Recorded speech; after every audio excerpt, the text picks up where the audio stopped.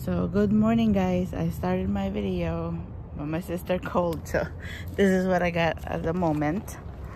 The tomatoes and then onions. We have a lot of onions guys. I start picking it up already because I'm not planning to buy onions. Lalaki guys, oh look, I'm lucky. I'm not planning to buy onions for this coming up months.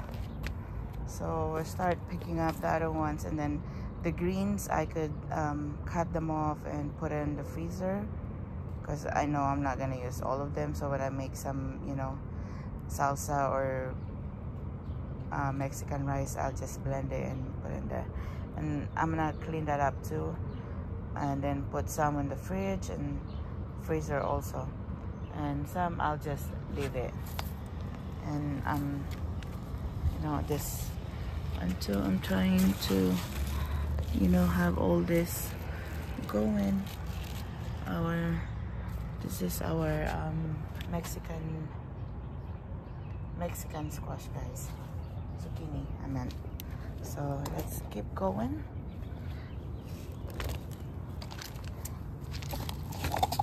Iaayos natin lahat to mamaya.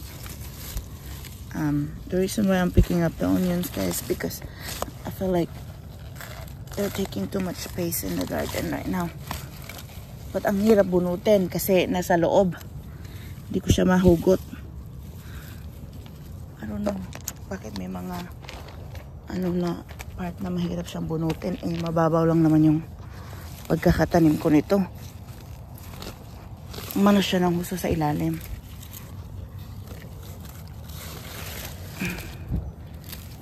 Hirap bunutin eh. Ayan na. Ito pa, meron pa.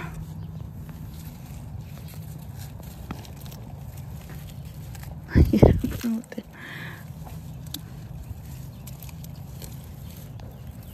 Ang hirap bunutin nung guys.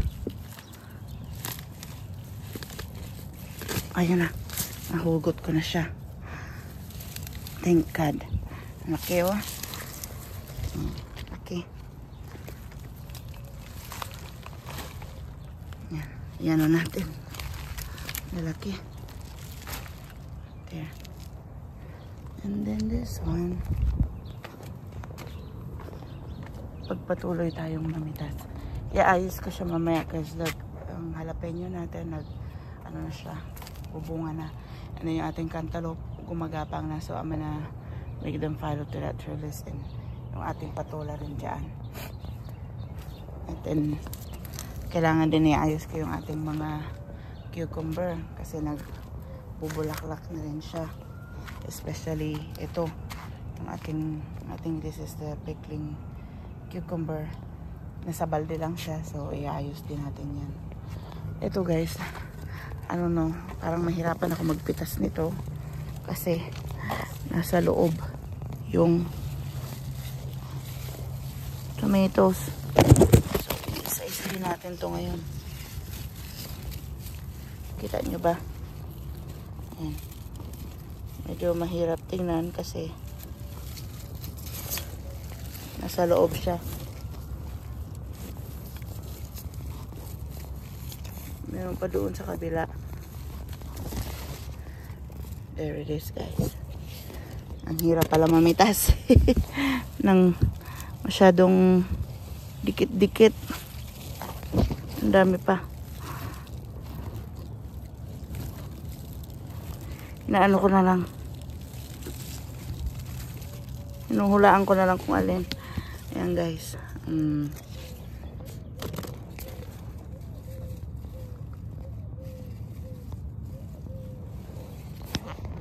I think that's it for the tomato part. Ayan o. Pagagapangin ko tong cantaloupe. Papasunod natin siya dito. Sa cantaloupe guys, kasi nag-start na rin siyang mag-flowers.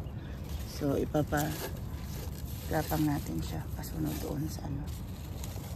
But kailangan ko tong itali. Mamaya, itali ko siya. Gamit ang zip tie. Like this one too. But let's finish harvesting first. Doon tayo sa beans. Kagabi namitas din yun si Oscar at yung mga bata. Namitas naman sila ng ano, yung fruits. Yan. Dito tayo, continuous tayo dito. Hindi natin ito natapos ng isang araw.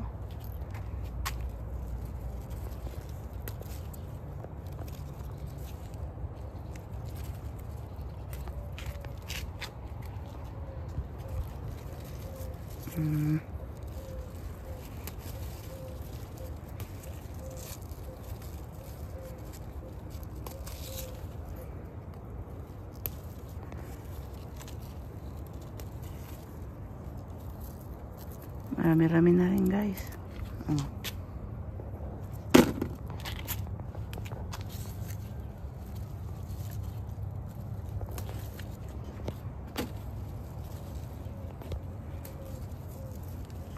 Ito yung pinaka nakakatuwang part ng gardening guys.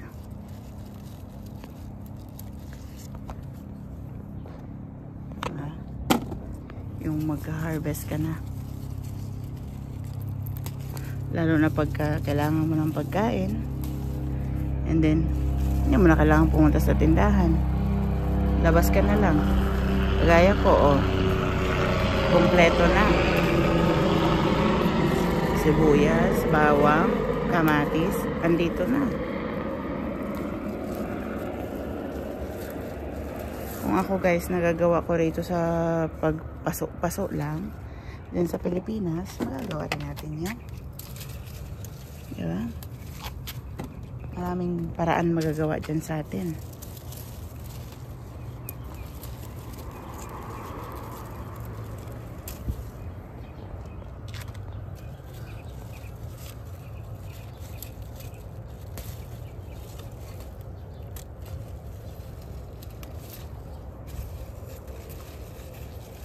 Hindi rin pwedeng sasabihin ng mga kababayan na walang oras.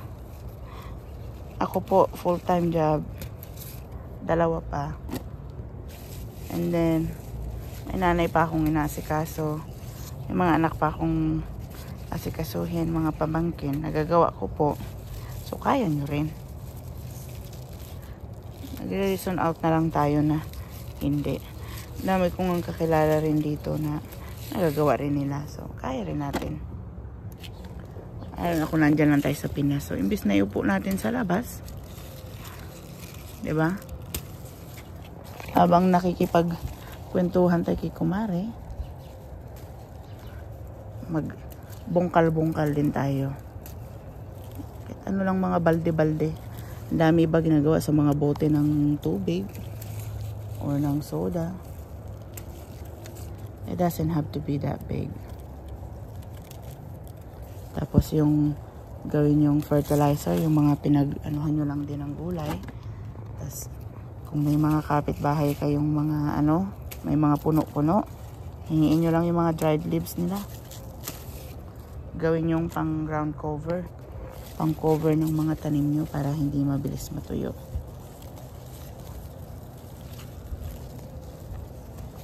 Pero kagaya ng sabi ko, it has to be your passion. It has to be, something that you love to do this too. Pag hindi naman ito yung hiling mo, I guess hindi rin magiging maganda ang kalalabasan. Pero para sa akin, kung ito ay makakatulong sa pamilya mo, why not, diba? Makakatulong sa mga partner natin na naghahanap buhay para makatipid or kahit papano ma-expand yung budget na naiuwi ng ating mga mister. This is a good habit. This is a good thing to do. Yung magtanim kahit sa paso-paso lang. Nag-enjoy ako mamitas guys, na parang ayaw ko nang ilipat yung kamay ko. Diba? Ang dami agad.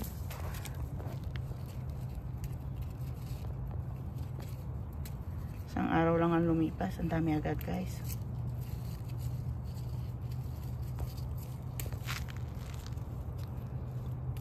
And I know it's gonna be 100 degrees today. So it's gonna be really hot.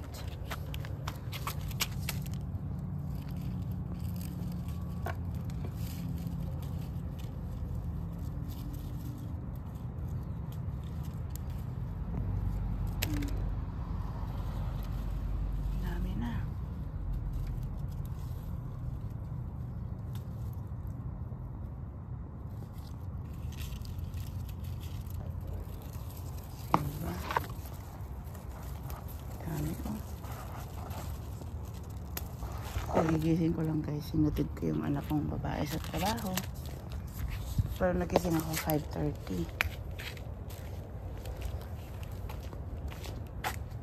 Mas ma-okay nang gising na tayong maaga kung 100 degree ngayon, diba? Magdilig na tayo para hindi naman kawawa yung halaman mamaya. Ito, tatanggalin ko na to guys. Ito na yung last niya kasi ibang klaseng beans to, bush variety, so hindi na siya bubunga pa uli. Tapos na yung kanyang life cycle niya, tapos na. So imbes na ano niya lang yan dyan, tumubo pa siya ng tumubo, i-compost natin din yung leaves para dagdag lupa din yan for next year or next planting for fall. Diba, may nakukuha pa tayo pa isa-isa. Maliliit yung kanyang kanyang bunga.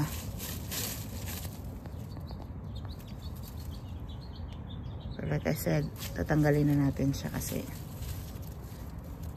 papalitan ko naman. Baka tomato na yung ilagay ko dito.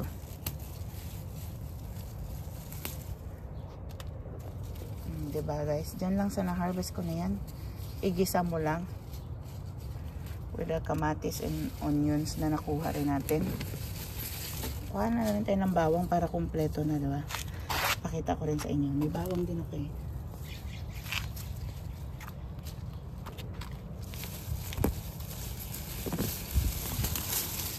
Pakita ko na sa inyo lahat kasi ngayon guys, sobrang busy nga, hindi na ako nag-i-edit. Kung ano na yung nakuha kong video, yun na yun. Yun na natin i-edit para tunay talaga. Raw na raw. Fresh na fresh. Diba?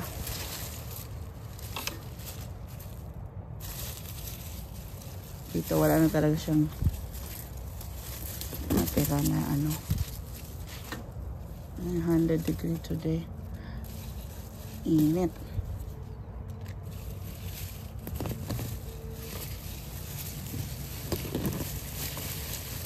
Dadagdagan na lang natin ang lupa yan, amend natin para mataniman natin siya ng iba.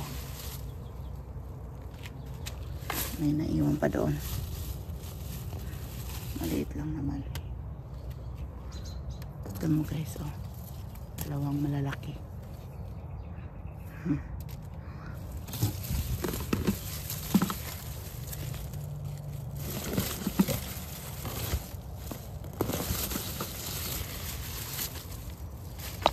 Meron din dito. And we're done. Ito na lang.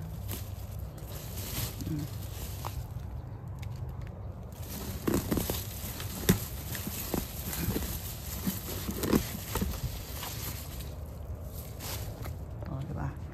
Yan na. Kuha rin tayo ng bawang para kumpleto. Pwedeng panggisa. Diba? Parang tayo ng bawang. O, yan naman. Dry na siya, guys.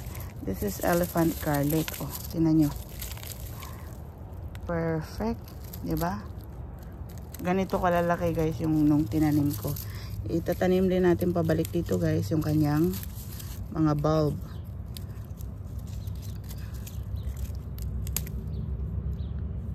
So, tutubo lang din yan dyan pabalik. Iniisip ko, baka doon din sa kabila. Paano ba to? Kasi magsa-summer na. Hindi ko alam kung Ang sabi kasi, non-stop garlic to. So, ibabalik lang natin. I think.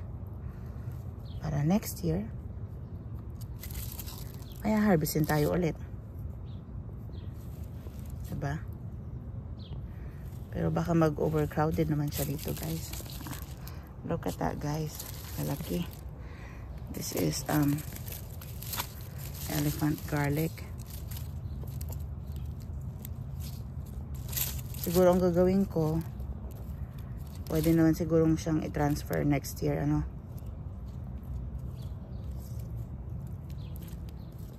Itatanim ko siguro siya doon sa likod, yung iba. Ang dami kasi kung iiwanan ko lang siya dito lahat. Baka ma-overcrowded naman. Ilagay lang natin din doon sa gilid.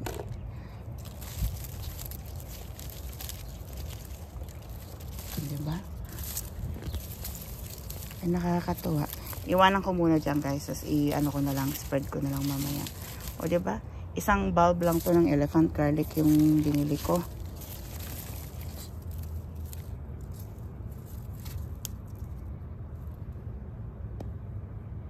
I hope I'm doing it right.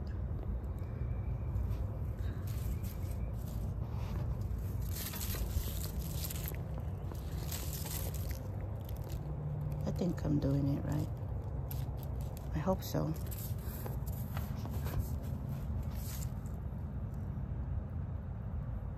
I really do hope so, guys. Pero nakakatuwa, guys, kasi ang dami nga.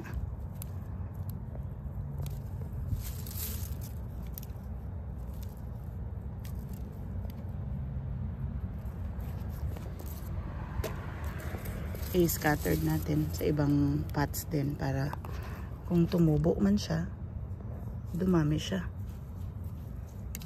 Ang haba ng video ko na, guys. Pero tingnan nyo naman, isang bulb lang yan dati. Ganyan na siya ngayon. Iaano lang natin to, ida-dry.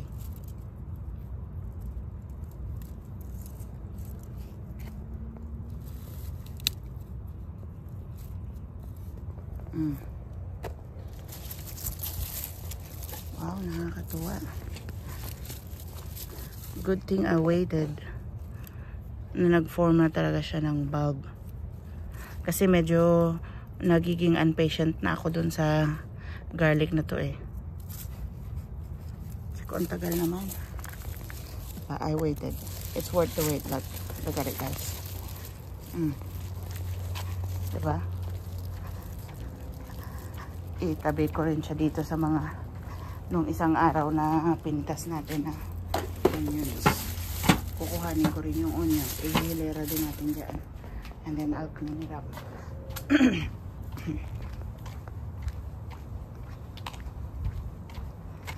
So that's it for now, guys. And dyan yun, i-amend na lang natin yan. Look at that, guys. Dami rin. So that's it for today, guys. And I'll pick up the onions talaga and I'm gonna start watering the garden because it's gonna be hot today. So happy gardening, guys, and we'll see you again on our next video. Have a blessed day. Bye.